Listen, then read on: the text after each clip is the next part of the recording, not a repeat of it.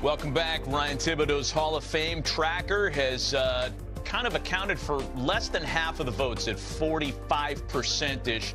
Ichiro at 100%, CC over 93, and if the vote stays this way, Billy Wagner and Carlos Beltran will be in the Hall of Fame as well. Again, these numbers usually come down the more votes are revealed. We're getting closer to Hall of Fame Day. 24 hours away. It's tomorrow, and our next guest won't be appearing on the ballot until 2028 because he played through the 2023 season. But Nelson Cruz knows all these dudes. This is his vintage of the sport, right? Played with Ichiro, faced CC a bunch of times, and Nelly Cruz joins us on the Monday Stove. Nelson, good to see you, man. Good morning. Good morning, guys. Thank you for having me on. What's with the Dodgers gear? What are we doing here? You never played there. What are you doing with Dodger gear on? I have to think question on how I get up here, but I guess I'm part of the Dodgers. I need my ring, so I came and get it. That's all right. Now, this is what, your first year with the Dodger organization? Or did you a full year already? Last year. Yeah, last year. I started last year. Hey, let's talk about this Hall of Fame group, man. We certainly want to talk about stuff regarding your career and what you're doing now. But since tomorrow's Hall of Fame day, Ichiro, CC, these are two guys you know pretty well. What were your experiences facing CC Sabathia as a hitter? It was a nightmare. I remember the first time I faced him was 2007. And we in Cleveland in April. It was freezing. And this dude just feel like he's throwing the baseball on your face. I had no chance. He struck me out 2 times. I'm like, wow, welcome to the big leagues. So that was my first experience against CC. With Ichiro as well, you know, great guy. I got the chance to fly from my first All-Star from Seattle to St. Louis. And it was incredible to be with Ichiro, with Griffey, Michael John, Josh Hamilton. So that was my first experience hanging out with Ichiro, and then we got the chance to play together in Seattle, and I get to know, like, I thought it was like a freak with timing and the way you do stuff, and see Ichiro, like, wow, I need to get better because everything that he does was like on point every single day. He doesn't meet by seconds or anything. He has his food at the same time. He showed up at the stadium at the same time, worked out at the same time. And even last year when I went to Seattle to retire my number, they retired with Seattle, and he was still doing it.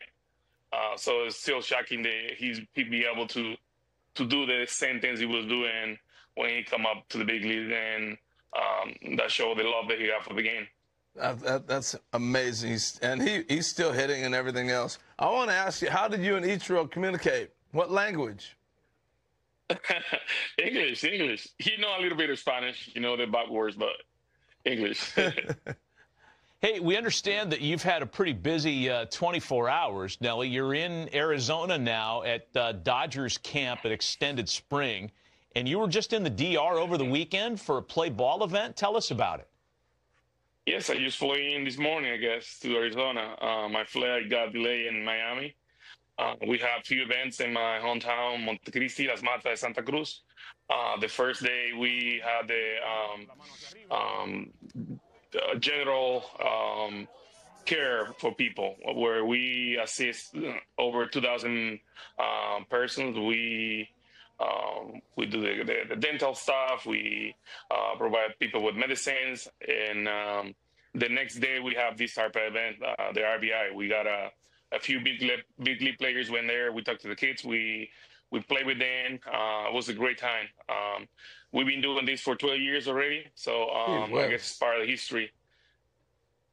So you've been in front of a number of different groups here in the past, I guess, month or two. We have a tweet we want to show people, and I'm going to ask you this, Nelly: what was the higher aptitude group? Like, where was the student body more eager to learn, at the play ball event in the Dominican, or at Harvard Business School?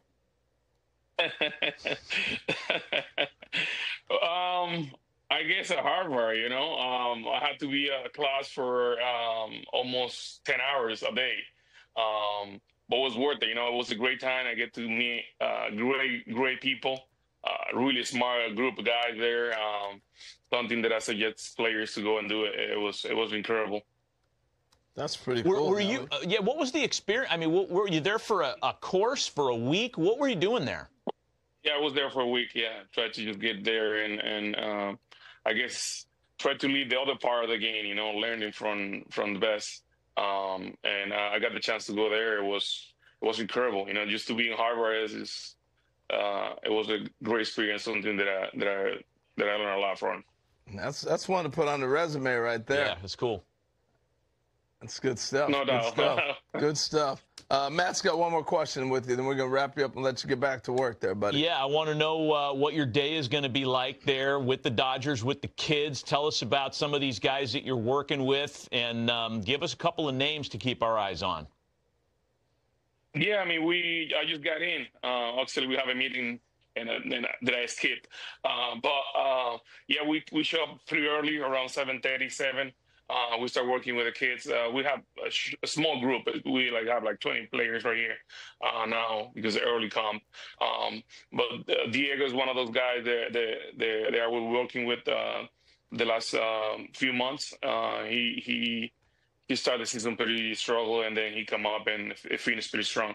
So I guess that's to mention one of the few players that we work on here. But just to help him out with everything we can, not only with the physical part of the game, but the mental part. I think that's more important than anything. I think there's a chance that Nelly could get activated this year by the big league club. Like if Teoscar gets hurt or something, one day, give me one at bat off the bench. Oh, he can do it. Dave Robert told me that in the World Series. I was like, I don't think I can hit anyone right now. I haven't swung in a year, so. No, dude, you could hit your sleep today, I'm sure. We appreciate the time, Nelly. Thanks for being with us on a busy travel weekend for you, and have fun with these kids in camp. Thanks again. Thank you. I appreciate it. Appreciate it. One of our favorites, Nelson Cruz, joining us on the stove. We're going to take a break. When we come back, Steve Phillips has his thoughts on the Dodgers. Not necessarily the young kids that Nelson Cruz is playing with, but the big league group, and he'll share those with Lauren next on the Monday Hot Stove.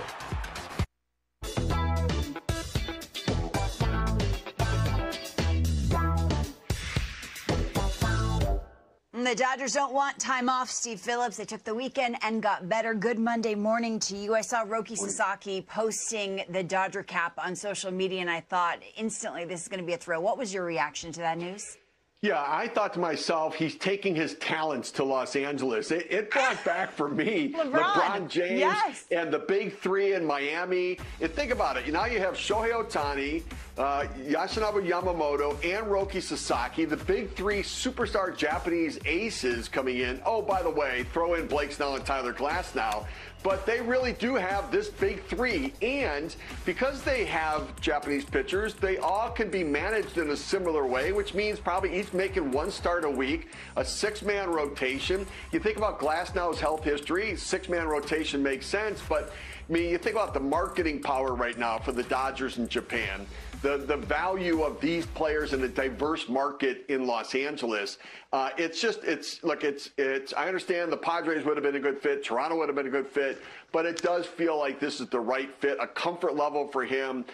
They've got experience in assimilating the Japanese pitchers into a market and being successful. And why not go to the team that won the World Series? And so certainly the rich got richer over the weekend. Do you remember the decision, televised primetime? Wow, it takes you back, right? I'm taking my talents to South Beach. And then Tanner Scott, that news on top of it. If you look at the rotation of the bullpen side by side, we've had those graphics up on our screen on MLB Network. For Tanner Scott, your reaction to 4 for 72. Here it is. Yeah, not an unreasonable contract. We saw I guess 5 for 98 for Josh Hader last year. And, you look at this deal, but it's really the back end of this bullpen right now. It matches the rotation in that it's swing and miss. They've got so much swing and miss in the starting pitching, and now power stuff at the end of the game. When you think about Michael Kopech at 103 miles per hour and Trinan with the devastating cutter, and then now with Tanner Scott, who got so much swing and miss and that explosive high-riding fastball. Gratterall doesn't get as much swing and miss, but he's got explosive stuff. They just really 1 through 12 have the best pitching. You can make a case, best rotation. I don't know necessarily best overall bullpen yet, but it's got a chance to be that over the course of a season. And then, you factor in the rest of the lineup, the signing of Teoscar Hernandez, Tommy Edman to the extension, all that they did, Michael Conforto coming into the mix, now Hee-Sung Kim coming from Korea. They've had a tremendous offseason, and I get it. One that other teams are going to get worked up about. Oh, it's not fair. They've got $375 million payroll. They're going to bring Kershaw likely back in too. But listen, baseball needs a villain. We loved it when the Yankees were that team forever. I thought the Yankees were good for baseball, and everybody else thought, because more revenue sharing money, they shared out with everybody, more competitive balance tax money that gets spread out to everybody. And when they came in to play your team, you sold more tickets when they came in to play your team. And so they're better for baseball to have this. Now you got to find a way to beat them. And we've not had a repeat World Series champion since 2000, the Yankees 99-2000. And the reality is this doesn't guarantee anything. And the team that wins the offseason rarely wins during the course of the season from year to year. And baseball isn't it? They're better on paper. They always win sports. So we shall see. Ohio State, Notre Dame tonight. You ready with a baseball twist? Tell us more. Yeah, interesting, right? So Jim Bowden, one of my colleagues at MLB Network Radio at Sirius XM, former Reds general manager, Washington Nationals general manager. Well, his son, Chad, is the general manager for Notre Dame football. He is the guy in charge of recruiting, overseeing that. They've had great success in the transfer portal. He is the leader of putting together that roster at Notre Dame. And so a baseball angle, a GM in football coming from a GM in baseball. Congratulations. He also won the award for the GM Executive of the Year in college football, did Chad Bowden. And so nice job, and a tip of the cap to my colleague at Sirius XM, awesome. MLB Network Radio. Congratulations to him. I just need the game to start early. You know what I mean? I'm asleep by 9:30, Stu Phillips. Time to step aside. Thanks so much. Appreciate the time on the Monday Hot Stove. Time to step aside. Angeles Dodgers locking up Tanner Scott on a 4-year, $72 million deal. Scott joins a free agent haul that includes Blake Snell, Roki Sasaki, Teoscar Hernandez, Michael Conforto, Blake Trinan, Hee-Sung Kim, Little Kim, Kim Kardashian, and the reanimated corpse of Walter Johnson, all signing with the Los Angeles Dodgers this offseason. I mean, we could barely fit all the additions yonder on one graphic here, but there you see on the left the addition and there the subtractions, and we kind of think that Clayton Kershaw, should he decide to continue to play, which we think he will, he'll be wearing Dodger blue as well. Look, rich get richer. I was shocked, but yet not shocked when I saw Tanner Scott go to the Dodgers. This roster is incredible. When you add a guy like Tanner Scott, all of a sudden now you got a multiple innings guy. You got a guy that likes right-handers. You got a guy that enjoys facing left-handers. And now he knows the division as well, right? This is a guy who struggled with the command early on in the season. When he went to San Diego, his walk rate was cut in half. Inherited runners, and look, I know that Dave Roberts likes to do that as well, right? Pick and choose his spots and his guys. He was outstanding, the best in baseball. So this is a guy that doesn't mind taking the ball in the 7th, doesn't mind taking the ball in the 8th, and will give you 6 outs. And by the way, when he gives you 6 outs, he wants the ball the next day. That's who he is. This guy is a dog, and my goodness, now you're looking at the Dodgers possibly having a 6-man rotation with this type of bullpen that they're creating, with this offense. All of a sudden, you're looking at the Dodgers and you're saying, wait a minute, they didn't even play their best baseball and they won a World Series. What's going to happen when they've added all these pieces and they go and play much better? And I'm glad you bring that up, because we should remind everyone that this Dodger team won the World Series using bullpen games during the postseason. So now they've answered the bell though with that. They've signed some players, some starting pitching that's going to be electric. Meantime, Mookie Betts, this was back earlier in the offseason, fresh off after the Dodgers beat the Yankees in the World Series. He was asked what advice he would give teams to winning a World Series. One World Series championship amongst all these guys, Mook. They're trying to get where you are right now. They want to be you. So I want to see if you can give them some kind of motivational speech, any kind of advice you can give all these guys trying to get to where you are. I would say y'all just got to wait the next 7 years. And then after that, then y'all can win. But right now, no, you just got to wait. Yeah, I mean, he was kind of joking, but then again, he was not joking. Then again, I don't think he wasn't joking. No, he was not joking at all. As true as it gets, and he understands that. And what they've answered the bell, they've answered that call. Yeah. Hey, you got to wait 7 years. They just got better. Well, the Blue World Order is going to be looking for another World Series title. Meantime, the Dodgers also making news with the signing of 17-year-old pitcher Joseph Deng, the first player from South Sudan to sign a professional baseball contract. He is 6'7", 185 pounds. He's right-handed, and he's been clocked at around 95 miles per hour with the fastball. And here's a look at the video. This is a tall drink of water, as we like to say in Texas yonder. And this is all part of the Dodgers' world domination plan. Not only that, but they're the only organization that has an academy in his hometown. You would wonder, right, why they're ahead of the curve, why they are where they're at. They're having players, they're seeing players like this gentleman right here throwing 95 miles an hour that nobody else is seeing. You wonder why. He's got a little Kenley Jensen in him. I think the future might be bright, especially with that size. And it reminds me of decades ago when the Dodgers were among the first to kind of plant their flag in Latin America, in the Dominican, with academies, and it really paid off for them with wins and titles by getting some great players in their organization. And you look at their roster, it's as international as it gets, if not the most international roster that's built in baseball, from all the way from a Japan to a Dominican to a Cuban to an American. This roster has it all. Well, this week, Major League Baseball or former Major League Baseball players will be getting the call to the Hall, as MLB Network, of course, will be wall-to-wall coverage beginning tomorrow as we welcome and announce another class into the Baseball Hall of Fame. This is a Hall of Fame voting tracker, according to Ryan Thibodeau. He's at Not Mr. Tibbs on Blue Sky. Of over 48% of the ballots, this is where it looks like right now, of course, needed 75% of the vote required for induction. You see Andrew Jones hovering around 75%, but you see those four names in yellow. What else jumps out at you yonder? Well, Billy Wagner. I think for me, the voters are getting it right. This is last year. Most definitely deserves to be in. But for me, it's the guys that I played on the same field, right? The Ichiro Suzuki's and the CC Sabathia. The first time I was able to face CC, and I said, oh my goodness, I knew then I was going to face a Hall of Famer. That's how monstrous this guy was. Every time he took the ball, he just felt like he was going to win. Much deserved on his first time being on that ballot. I don't have a vote. For me, Billy Wagner should have been in a while ago. And Andrew Jones, also, you saw him just below that 75% threshold. And, of course, that's not official. But for me, Andrew Jones is a Hall of Famer. Should have been Carlos Beltran, absolutely. Carlos Beltran, also another compelling case. And remember, MLB Network, wall-to-wall coverage beginning tomorrow, Tuesday, 2 o'clock Eastern, right here on MLB Network from Cooperstown. All right, let's take a quick timeout. When we come back, Cardinals outfielder Alec Burleson joins the show. His outlook for his Cardinals in 2025, and what teammate last year may have provided the spark for his breakout 2024 campaign.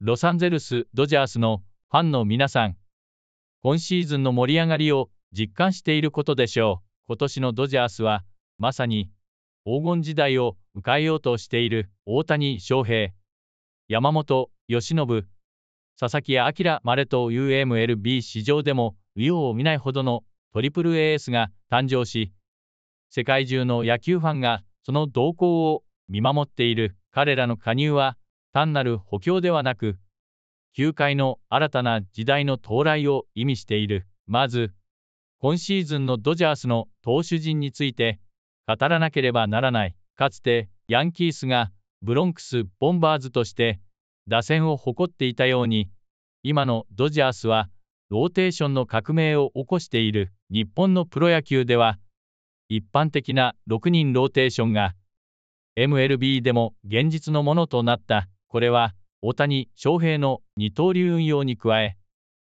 山本由伸や佐々木朗まれといった日本式の投手育成を受けたエースたちが加入したことによるものだ。このシステムのメリットは何といっても疲労の軽減とパフォーマンスの最大化にある。MLB の先発投手は通常5日間隔で登板するが、6日間隔での調整を行うことで、より長期的に安定した成績を残せる可能性が高まる。そして、すでに MLB で活躍しているクレイトン・カーショー、タイラー・グラスノー、ボビー・イミラーといった実力派投手たちも健在であり、まさに先発陣全員がエース級という前代未聞の豪華布陣が完成した投手陣だけではない。ドジャースの打線もまた MLB の中で圧倒的な存在感を誇っている。ムーキー・ベッツは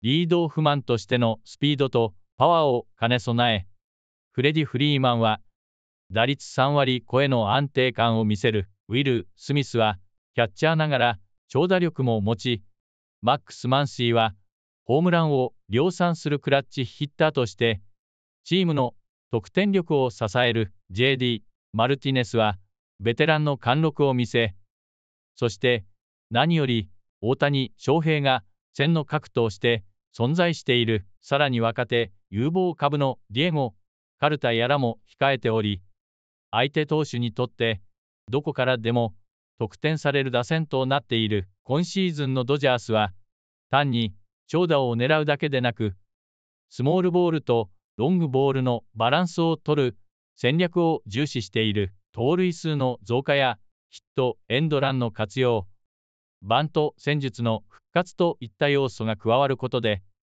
さらなる得点力向上が期待されている。今シーズンのドジャースは間違いなくワールドシリーズ優勝の本命だ。日本のスター選手たちの加入により、ドジャースは MLB の中でも最も国際的なチームとなった。すでに本市場におけるドジャースの人気は急上昇しており、今後もアジア圏でのビジネス展開が加速することが予想される。また、開幕戦が韓国・ウルで行われることで、東アジア市場全体に大きな影響を与えることになるだろう。もちろん、今シーズンの MLB には強敵が揃っている。特に注目すべきはアトランタ・ブレーブス、ヒューストン・アストロズ、ニューヨーク・ヤンキースといった強豪チームたちだ。しかし、戦力のバランス、投打の厚み、選手層の豊富さを考